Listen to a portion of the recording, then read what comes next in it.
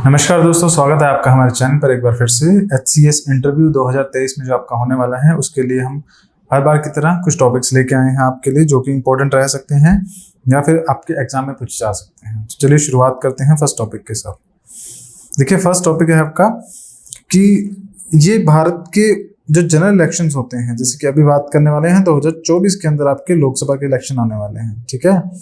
और इससे पहले 2019 और उससे पहले 2014, ठीक है। तो अगर देखा जाए तो लोकसभा के जो इलेक्शन है, आफ्टर एवरी 5 ईयर आपको इलेक्शन देखने को मिलेंगे, वो बात एक अलग चीज है।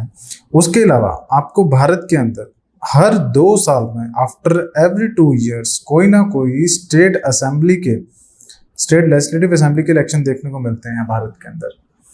अभी थोड़े टाइम पहले हिमाचल के इलेक्शन हो गए हैं, फिर कर्नाटका, उसके बाद आपके गुजरात, फिर आपका अब आने वाले जो यूपी के इलेक्शन आएंगे, हरियाणा में इलेक्शन आएंगे। तो हम यहाँ पे देखते क्या है कि हर 2 साल बाद जो इलेक्शंस हैं वो होते हैं।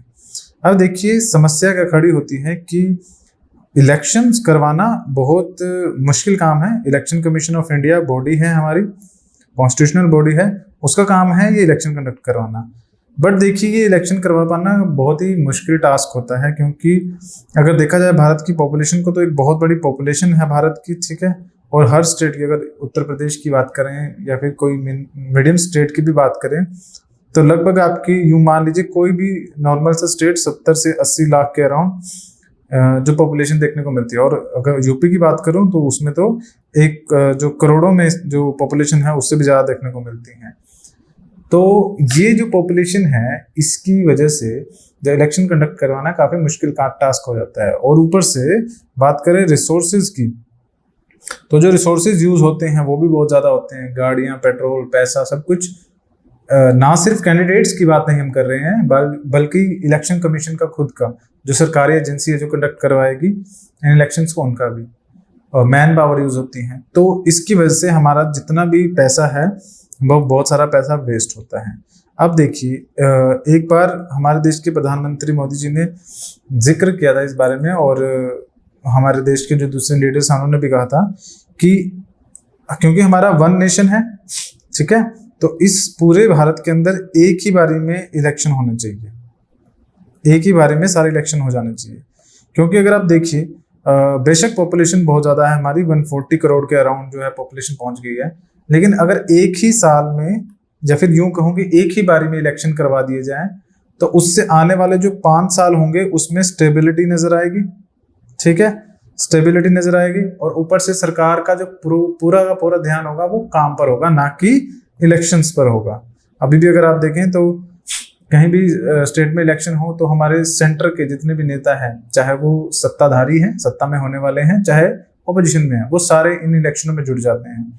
काम का कोई मेन मकसद नजर नहीं आता, बल्कि सिर्फ इलेक्शन जीतना ही एक मकसद नजर आता है। खैर, और ये अप्लाई होता है सेंटर में भी, स्टेट में भी, हर लेवल पे। तो ये जो आपके इलेक्शन होते हैं, यूं कहते हैं कि भारत जो है, इंडिया जो है, always in the election mode, हमेशा इलेक्शन मोड में ही होता है। तो उसके लिए ये हमारे देश की इकोनॉमी के लिए अच्छी चीज नहीं है, ठीक है। डेमोक्रेसी बहुत ही अच्छी चीज है, लेकिन उस डेमोक्रेसी का जो फेस्टिवल है, मतलब कि जो इलेक्शंस होते हैं, वो अगर हर 2 साल बाद होंगे तो वो देश के जो रिसोर्सेज हैं, देश का जो पैसा है, इवन मीडिया हो गया या फिर दूसरे रिसोर्सेज, वो सब इलेक्शन में ही इंडल्ज रहेंगे। तो ये जो इलेक्शंस हैं, इनके कुछ पॉजिटिव और कुछ नेगेटिव इम्पैक्ट हमें नजर आते हैं, और हमें किस तरह से ये जो समस्या है भारत की इलेक्शंस वाली, उसको किस तरह से सॉल्व कर सकते हैं, ये हमारा आज का टॉपिक है, ठीक है। तो इस बारे में हमें चर्चा करनी है। अगला अगर मुद्दे की मैं बात करूं तो अगला मुद्दा है एल नीनो। ये आज की ही न्यूज़ है, जिसमें इंडियन मेट्रोलॉजिकल डिपार्टमेंट के जो चीफ हैं उन्होंने कहा कि एल नीनो जिस हिसाब से अगस्त में रही थी, सेम उसी तरह से दिसंबर में भी रहेगी।